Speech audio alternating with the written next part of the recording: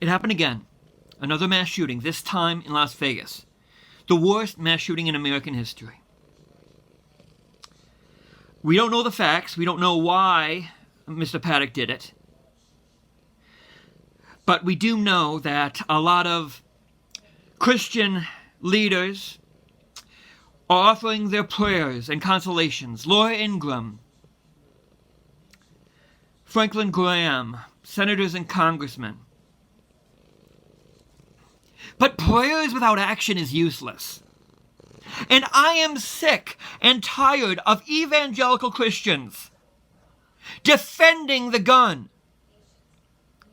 Defending a tool made to kill as many people in the shortest amount of time as humanly possible. No other evangelical Christians than evangelical Christians in America think this way. Evangelical Christians in England, in Canada, in Western Europe, in Eastern Europe, in Africa, in China, in Korea. None except for those in America and in the GOP. Why? Why? Is it because our politicians are whores for the NRA? The NRA used to be a responsible organization for hunting and gun safety, but then the Cincinnati Pooch happened and the gun lobby took control.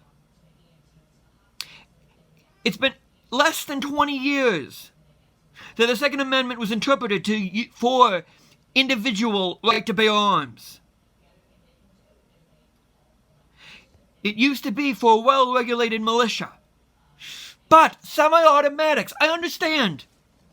In this world, we live in a fallen world. I understand self-defense, a pistol, a rifle, a shotgun. But weapons with ammunition enough to kill as many people as possible. Why? Because the NRA wants money. The NRA was losing money. So they put money they bought politicians. And politicians who talk about Christ from their lips get down on their hands and knees with their ass in the air, allowing themselves to be used by the NRA. And just before the NRA does the money shot, the NRA whispers into the politicians' ears saying, "Now don't you dare vote on this gun reform legislation because we will primary you. We will leave you cold and shivering, and we will put our arms and our money with someone who will do our bidding." And then kiss on the cheek and leave the $1 million on the kitchen table. But yet, you talk about Christ. You talk about how Roy Moore talks about how Sandy Hook happened because of our acceptance of sodomy. No, Sandy Hook happened because of our acceptance and love of the gun and us not having adequate mental health care.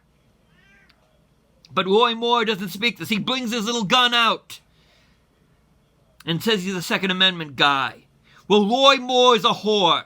And I am sick and tired, and we as evangelical Christians have to speak up against this love affair of gun, of the golden gun instead of a golden calf. And they talk about, no, it's not the gun, it's a sinful of the human condition. Yes, I am an evangelical Christian. I believe that Jesus is the way, that the Holy Spirit is the only way to cure the sin that is in the human heart. But they never talk about the sin in the human hearts of the NRA, of the gun manufacturers. They never speak about the sin of the human heart of those who take blood money, because they are part of the problem. So, fellow evangelical Christians, it is now. Speak up against the idolatry of the gun. Speak up for God. Speak out against those who abet, those who violate the sixth commandment, thou shalt not kill. It is time, brothers and sisters, it is time to raise up and say, we will no longer be a nation living and dying by the gun. Like Jesus said to Peter, when he took out the sword and cut off the high priest's slave's ear. Those who live by the sword die by the sword. Those who live by the gun die by the gun. And we are dying by the gun, and we are not going to take it anymore. If you are a Christian, defy and fight the gun. Fight the evil. Do not embrace it like a whore. I'm sorry for being so passionate, But I am sick and tired of this. We must fight with truth and love, because God knows. And those who support these lackluster gun legislation, and Las Vegas, Nevada is one of the most loose states, we have to say, no more, wicked servant. No more.